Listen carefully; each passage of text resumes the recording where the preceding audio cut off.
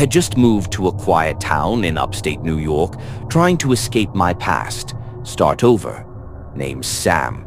I don't talk much about what happened in the city, just that I needed peace. Bills were piling up, so when I saw a Craigslist ad that said, "Night shift security guard needed. Urgent, easy job, one simple rule," I didn't think twice. The place was an old manufacturing facility, half shut down after the recession. My interview was weirdly fast. No background checks, no forms. Just a handshake from a pale, overly calm manager named Mr. Collins who said, "Just monitor the cameras, don't touch anything, and whatever happens, never look at camera 6. That was it. I laughed. "Seriously, that's the job?" He didn't laugh back. At 10 p.m. sharp, I sat alone in the control room. 12 monitors lined the wall. Everything seemed quiet. Empty halls, storage rooms, parking lot. Except camera 6. It wasn't showing no signal or static. It was on, but pitch black, as if something was there, or not there. Around 1 a.m., the speakers hissed a soft, static crackle. Then a faint woman's voice. "You're watching me, Sam, aren't you?" I froze, muted the system, told myself it was interference, nothing more. But then, camera 6 lit up. I remembered the rule, but curiosity, it's the kind of thing that doesn't just knock, it claws. I glanced, and what I saw didn't make sense. It wasn't the building. It was a long hallway, filthy walls, blood-smeared, ceiling leaking black water. And in the center, a woman, back turned, head twisted unnaturally toward me. Her eyes, they were open wide. But it wasn't just her stare. It felt like she knew me. And then the feed cut to black.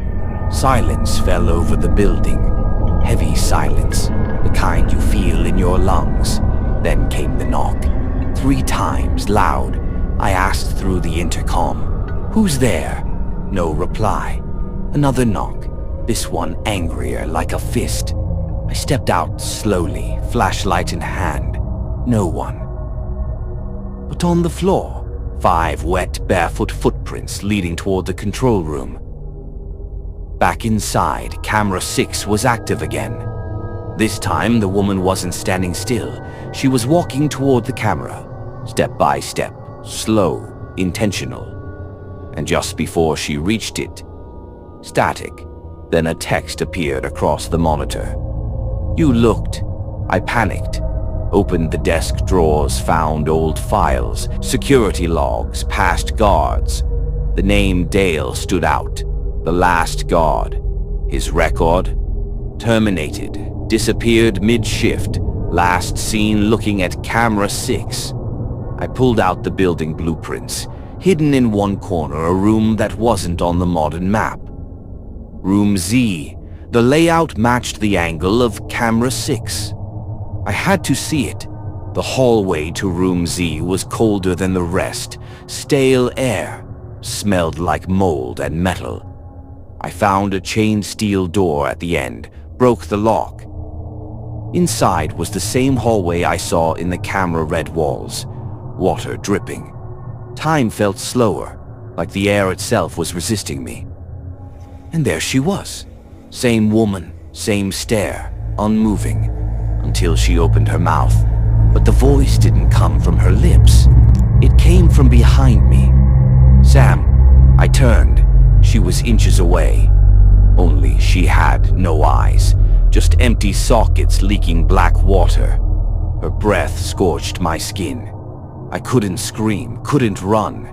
Suddenly, I was back in the control room. No idea how. Breathing heavy, sweating. Camera 6 now showed me, standing there, watching myself. But I was sitting. So who was that? The version of me on the screen smiled, tilted his head. And then words flickered on the monitor. "Now you're part of us. If you're reading this, I need you to listen carefully. There's something inside this building. It doesn't haunt rooms. It haunts the watchers, the curious, the ones who break the rule. I think every night it finds someone new, someone like me, someone like Dale. They don't vanish. They stay behind the screen, watching, waiting, and every night, camera 6 turns on, and somewhere someone hears that same voice. You're watching me, right, Sam?